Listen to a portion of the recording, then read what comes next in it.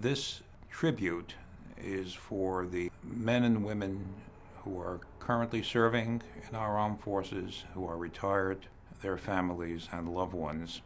It tells a story of our challenges as a nation, and also the people who helped us work through those challenges and protected our safety.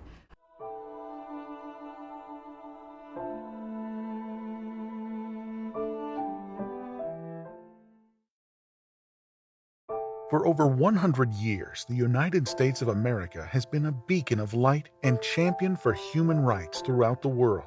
Men and women of our military have sacrificed and continue to sacrifice their lives to ensure that people in our country and other countries may experience lives of freedom.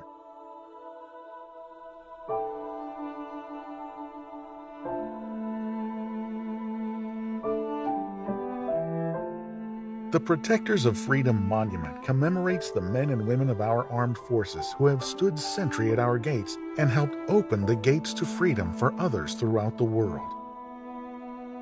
The monument will remind the veterans and the community that each of us have an obligation to protect our way of life and our freedom.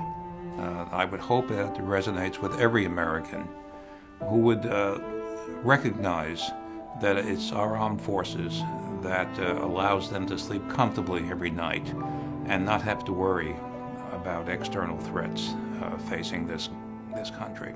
The monument provides a rallying point for residents of the Toms River community, a site where parents can bring children, schools can bring students, and friends can meet to share memories. I think the memorial could potentially have thousands and thousands of opportunity for someone to tell a story to their loved one, and probably a younger person, so that a younger person understands our history and what it took for us to get to where we are today and to enjoy our way of life. Maybe some of our festivals are held in that park now. That's the way a monument stays alive. It only stays alive when people interact with it. When children write about it in school, that's larger than life. The monument also offers a special destination at the Jersey Shore for visitors outside of the county and state.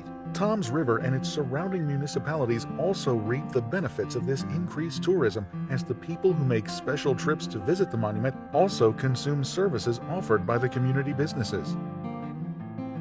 When you create more exhibits, when you create more interest in a community, you create more reasons for folks to be in that community.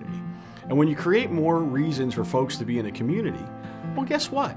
Those folks end up going to eat something. They see something else that strikes their interest. Next time, 6 months from then, when they're thinking, gosh, where do we want to go? Let's take a beach day. Where should we go? Oh, you know what? It was really nice down there in Ocean County, right? Next thing you know, you've spurred economic growth because you've created more interest in a community.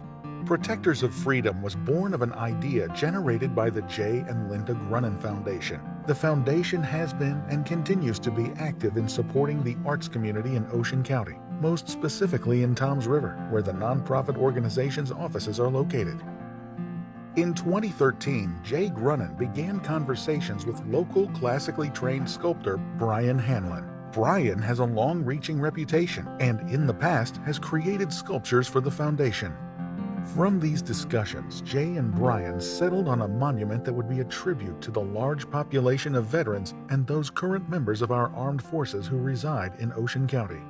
The monument was to be grand in its design. It was to depict members of our military that represented conflicts the United States has been involved in over the last 100 years. But the concept needed a focus. It needed a storyline. From Jay and Brian's conversations was born the idea to create a scene that told the story of a rescue mission. It became this conversation of rescue mission. A World War II veteran is being carried by a young man of today. So the greatest generation is on the shoulders of a young man today. Pretty heavy, but also pretty realistic. And that he is saving a soldier, but they're all looking toward that figure, the Korean figure, for direction. And it's the nurse and the Vietnam soldier are looking to him because he's communicating, And then the World War I soldier is really leading the way, and that's why his face is probably the most fierce.